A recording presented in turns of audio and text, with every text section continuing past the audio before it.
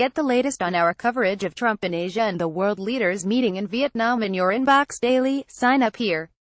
Halfway through his visit to China on Thursday morning, President Donald Trump watched ramrod straight soldiers swinging their rifles in precision, a ceremony that he tweeted was a truly memorable and impressive display. In fact, the military ceremony that he observed walking a red carpet alongside Tiananmen Square, children waving tiny flags, was the same display China arranges for state visits by European powerhouses and tiny Central American nations alike.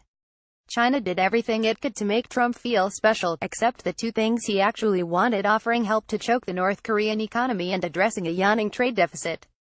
The president leaves with no concrete concessions from China on how to confront these two issues. Even Trump's Secretary of State Rex Tillerson acknowledged that China's steps on the trade deficit are pretty small compared to the $367 billion imbalance between the countries.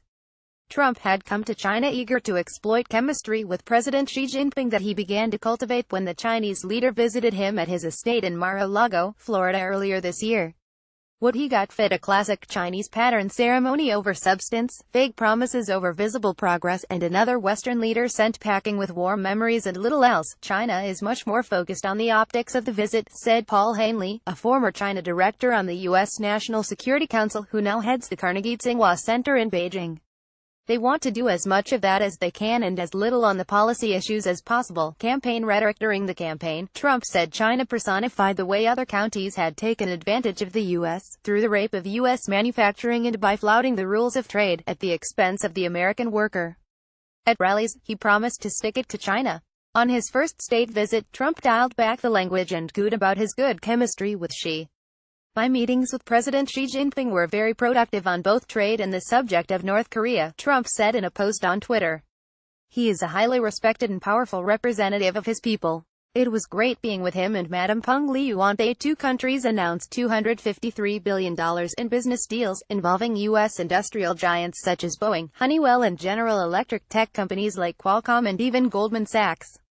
But many of the deals are tentative agreements that may not be fulfilled, and they do little to address issues of market access that have long bedeviled American companies trying to break into Chinese markets.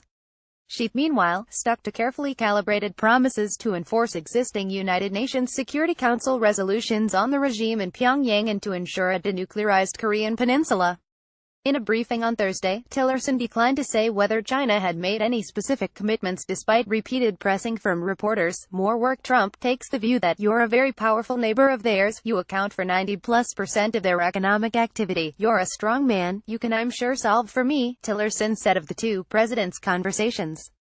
So he was very clear with him and said he believes it can be solved. So too on trade, Tillerson acknowledged that there's still a lot more work to do on fundamental issues of outside investors and companies getting greater access to China's economy and 1.3 billion consumers.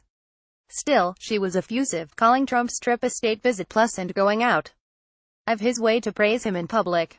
Max Baucus, a former U.S. ambassador to China, told Bloomberg Television, "This is classic Chinese.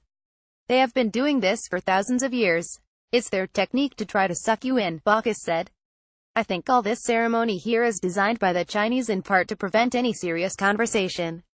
The more there is pomp and circumstance, the less there is time to talk domestic risk." The lack of concrete concessions from China may open Trump to criticism from domestic critics both on the left, who are dubious of his professed skill as a dealmaker who gets results, and from the right, including former advisor Stephen Bannon, who sees China as the primary threat to U.S. economic dominance. Trump's closest aides insist these stories about him coming home empty-handed miss the larger point. It's all about the relationships, one senior aide insisted, not the deals signed by U.S. companies but relationships formed that will help the countries solve the big problems they face. That's Trump's own brand of personal diplomacy. The implication is that China bashing was for campaign trail consumption, but now that it's for real, he has to turn on the charm, and America will come out ahead. Trump even said he didn't fault China for what he called taking advantage of the U.S., instead blaming past U.S. administrations for allowing the trade deficit to balloon.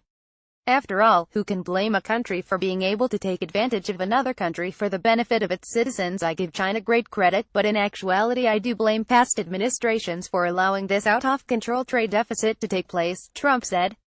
It is just not sustainable. Tests ahead. Overall, the impression from business leaders was they didn't get much Executives who flew to China only to have officials decline to sign expected deals were frustrated. China had promised some meaty agreements ahead of the trip but backed out at the last minute over bilateral trade and security challenges. There is a chance that Trump might still have another play at hand when it comes to China. A variety of investigations into Chinese trade practices, alleged steel dumping and intellectual property theft could result in tough new actions from the U.S. Commerce Secretary Wilbur Ross declined a chance to deny that the U.S. was planning such actions, saying, "We shall see once we conclude the trip. Investigations occur all the time." In the meantime, China is pressing hard with land reclamation in the South China Sea, a key trade waterway disputed with 5 other nations in Asia, and building up its Asian Infrastructure Investment Bank to draw regional countries closer into its financial orbit. China's got a very coherent regional strategy that they're executing on, said Michael Froman, a former U.S. trade representative. They're pulling other countries in the region closer to it and its way of doing things. The question is whether the U.S. will have a regional strategy and execute on it, with assistance by Peter Martin, Keith Jai, and Ting Shi.